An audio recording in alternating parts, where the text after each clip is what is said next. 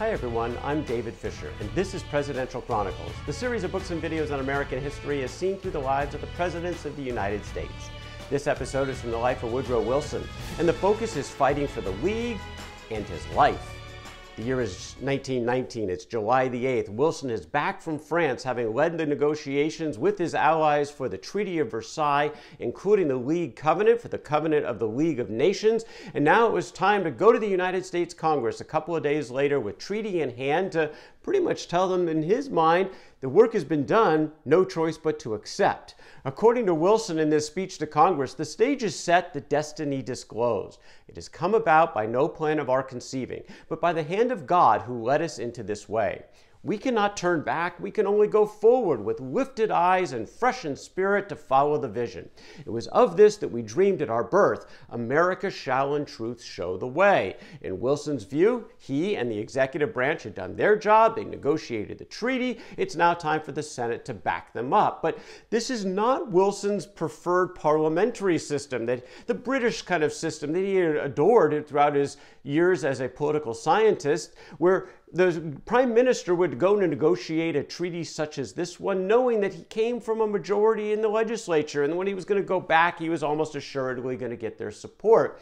In the United States system that Wilson was actually operating in, didn't really work that way. You have divided government, separation of powers. And in fact, over the last century, 14 treaties had actually been rejected by the United States Senate. This is never actually an easy thing to get to that 2/3 supermajority needed to approve a treaty. And now with the Republicans, the opposite party, with a majority in the Senate, getting to that supermajority could be quite difficult, especially since on the other side of Pennsylvania Avenue, Henry Cabot Lodge, the chair of the Foreign Relations Committee, had already demonstrated strong objections to the treaty in a letter that he and 37 senators had signed back in March. So they were already disinclined to support the treaty, particularly the mutual defense component, Article 10 in the League Covenant. Lodge said that these constitutional rights of Congress must not be impaired by any agreements such as are presented in this treaty.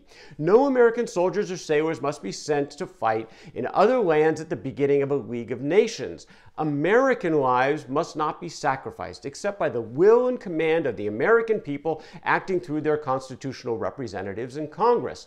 Now, Lodge was okay to accept the treaty, but only with amendments, or what they called reservations. This was a non-starter, though, with President Woodrow Wilson, who countered in a comment to Joe Tumulty, his secretary, "My clear conviction is that the adoption of the treaty by the Senate with reservations will put the United States as clearly out of the concert of nations as a rejection. We ought either to go in or to stay out.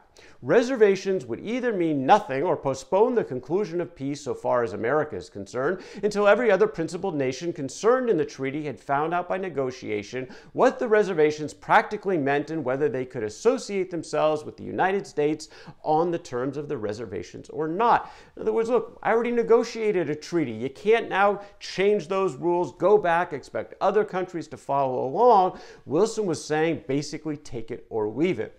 Well, Theodore Roosevelt had been Wilson's primary antagonist throughout his presidency, but Roosevelt had actually just died a few months before. And so Lodge, who had been longtime friends with Roosevelt, was really the one now picking up the mantle in opposition to Wilson, both on the treaty and perhaps on other things as well. And this was not a hard stretch for Lodge to do, as it turned out this had gotten very personal between these men. Lodge told Roosevelt, in fact, shortly before Roosevelt died, that I never expected to hate anyone in politics with the hatred I feel toward Wilson. Well, this went both ways. Now, Wilson was normally a very calm person, pretty reserved, kind of held on to his emotions, but not always. And in fact, 4 different intimates of Woodrow Wilson provide a remarkably similar sentiment along these lines. Here are the 4. Ray Baker, who was Wilson's later official biographer, called him a good hater and does hate those obstructive senators. Robert Lansing, Secretary of State, had said at the Paris Peace Conference, the president is a wonderful hater. Wilson's son-in-law, William McIndoe, who's also the Secretary of the Treasury, said that like Andrew Jackson, he was a good hater. And even Dr. Cary Grayson, very close to Wilson as his physician, he has to hate somebody.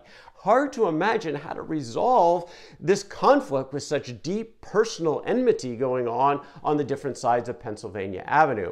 Well, Lodge was getting into the mode of doing what senators do. He held hearings. Some 60 witnesses were called to the United States Senate and the Foreign Relations Committee to talk about the treaty. Some were in favor of it, but most were against, and most were against it because of Article 10, that mutual defense component. Woodrow Wilson decided not to simply sit back, though. He believed his most effective way of moving the country forward was to educate them, inspire them, and that meant going on the road to tour the country to rally support. Now, Joe Tumulty, his secretary, Cary, Grayson, his doctor, and Edith Wilson, his wife, were all against this.